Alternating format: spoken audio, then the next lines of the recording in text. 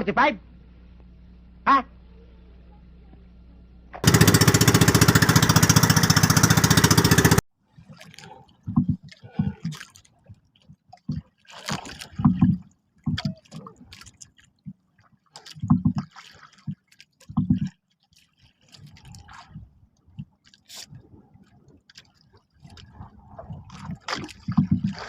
Okay, mga katropa. Wala kaming pakialam!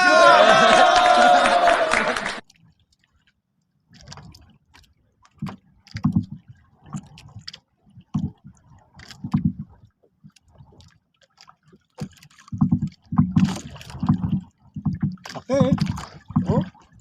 Yet. Parang mo dito, kalaki.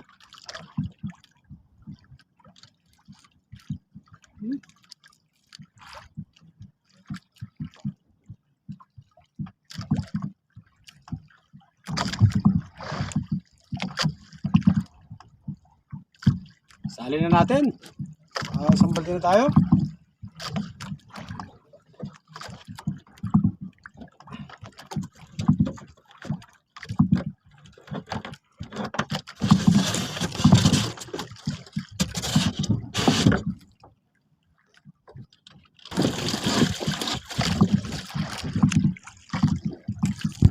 Tomorrow. Hello! Good morning mga katropa! Umaga na naman po! Muli po ay maraming salamat sa inyong suporta mga katropa. At di po kayo nagsasawang panoorin yung mga video ko po na in-upload. Shoutout natin si Elmer Jacinto. Maraming salamat katropa sa suporta. At yung katropa natin na si April Mores, thanks for watching and maraming salamat sa suporta mo katropa. Shoutout din natin si Joven Kitchen, saka si Jeffrey Espirito. Lalo na shoutout ka pala sa katropa natin na si Louie.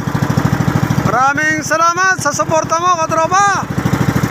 Isang mapagpalang umaga sa inyo lahat mga katropa.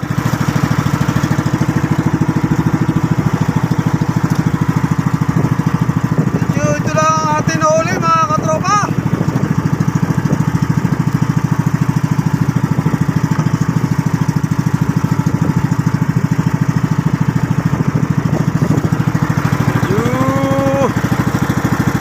Hina ang dawi kaya higit 20 lang siguro ang huli natin mga katropa.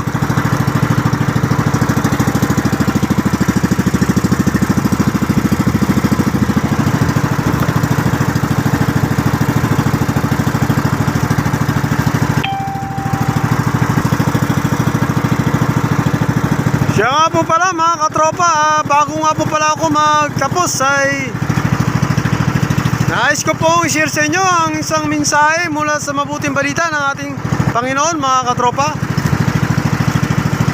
Ito po ay mula sa Nahum Kapitulo 1 versikulo 7. At ito po ang nakasaad dito mga katropa. Si Yahweh ay napakabuti, matibay na kanlungan sa panahon ng kaguluhan. Mga nananalig sa kanyang inaalagaan. Ito po ang mabuting balita ng ating Panginoon.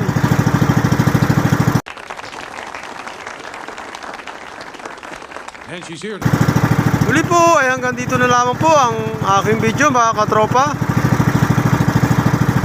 Siya nga po pala, don't forget to subscribe and press ang notification bell para lagi po kayong updated sa mga susunod ko pa pong mga video mga katropa.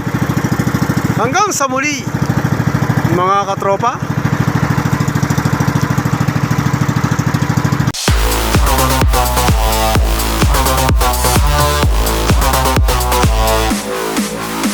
Yeah.